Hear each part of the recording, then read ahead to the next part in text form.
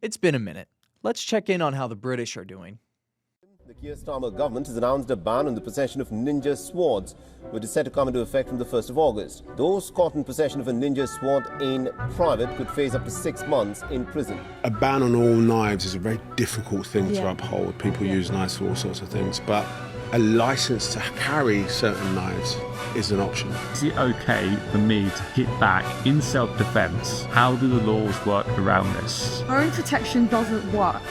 If it's for the purposes of work, it comes under reasonable excuse, not self-defense. I'm now brandishing in front of you a 21-inch, brutal-looking black knife. It is sharp, believe you me. It's terrifying. It is terrifying. It is terrifying. If someone approached me with that, I would think it was the end of my days. It is one of the most scary things that I've ever held in my hand. Yeah. There's no two ways about it. So however long or short this blade is, it is a lockable knife. So if it's not immediately foldable at all times, it's not a folding pocket knife. Therefore, your Stanley knife is completely illegal to carry unless you have a good reason.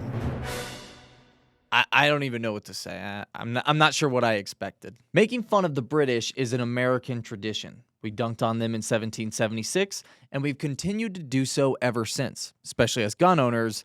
I'm sure I don't need to explain why that's the case. The terms kitchen knife restrictions and ninja sword bans sound like they belong in a sitcom, not the nightly news. But apparently, that's where their laws have led them, obsessing over blade lengths, permits, locking mechanisms, and so on. We can make fun of them all we want, but the UK did not get there overnight, and we have our own rat's nest of absurd laws that mirror theirs, which is disturbing. I know it sounds like a blasphemous statement, but hear me out. If we replace their buzzwords with barrel length and legal attachments, it's eerily similar to the restrictions we've been living under for decades. Right now, you can buy a short-barreled rifle, but only if you're willing to submit multiple forms to the ATF, get fingerprinted like a common criminal, undergo a background check, and then wait up to a year for approval in many cases. And because all of that was so fun, you'll have to pay $200 to the bureaucratic overlords for your time well spent. This is, of course, if you are even allowed to own an SBR in your state.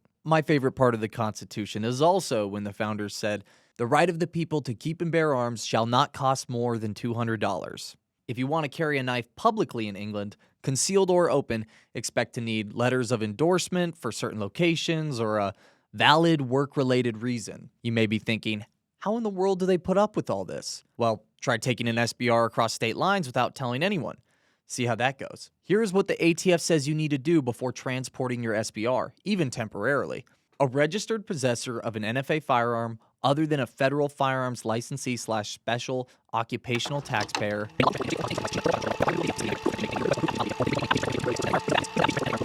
I think you guys get the point. We're not the UK. We have a constitutionally protected right to defend ourselves, and we have put up with this nonsense for too long.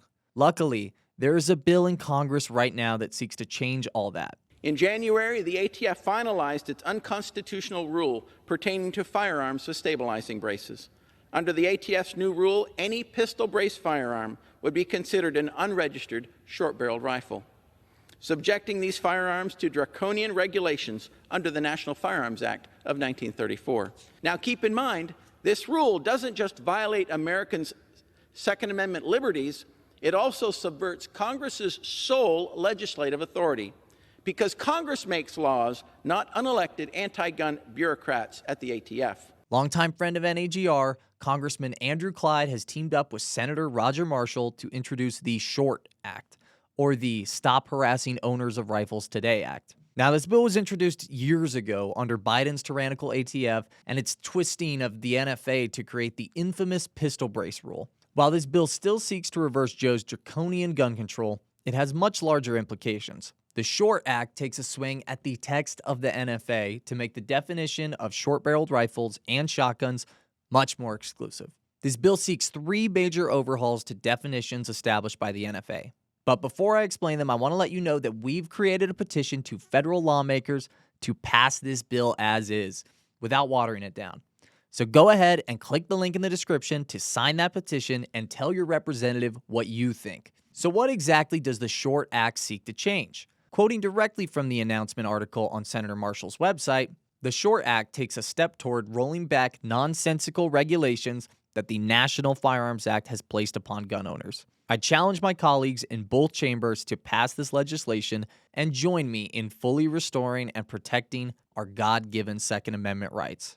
So the first provision in the Short Act is to remove the unconstitutional taxation on short-barreled rifles, SBRs. Like I joked earlier, our constitutional rights are not to be gatekept by finances. A tax stamp on any firearm is just another method to keep you from buying a gun. I mean, this is exactly what the NFA did in 1934. They placed a massive tax stamp on machine guns, even though they were still legal and no one could afford it. The ATF had a screw up, and they basically admitted that the whole purpose of these taxes in the first place were to make it practically impossible for the average person to even afford them. Now, the next provision seeks to end all future registration of SBRs, and here's the big one: dismantle the ATF's database of all current owners. Now, we're not taking any chances this time around. If the ATF continues to have access to the personal information of gun owners, who's to say they won't reinterpret the law again, as they've done before, and then go door to door confiscating these firearms?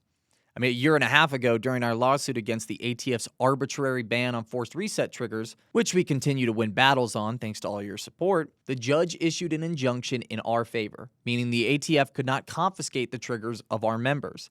Yet despite that, they broke the judge's orders and called our members, threatening to show up at their homes if they didn't comply. I'm not trying to be difficult, so I mean, what are you telling me? You're not going to turn it over? Or? Yeah, I don't have anything to say about any of that. So I guess we'll just come out to your house. It's situations like these that make the ATF so dangerous. They either find workarounds in the law or just flat out ignore it. That's why the language of this bill was so carefully crafted to target the ATF's rules, the language in the NFA they base their rulings on, and the tools the ATF uses to disarm us. The ATF is going to do whatever it takes to achieve their mission. But so will we. The fact that the NFA, their golden calf of gun control, is starting to crack has them very scared. A huge thank you to Senator Marshall and Representative Clyde for introducing this legislation to restore our freedom nationwide. So once again, if you haven't already, sign the petition using the link in the description below and tell your lawmaker to stand up in support of this bill. I also want to announce that the National Association for Gun Rights has created a second YouTube channel specifically for short-form content. So if you enjoy those types of videos, go ahead and subscribe to Gun Rights Clips. The link to that is also in the description below. Keep fighting the good fight, and thank you for watching.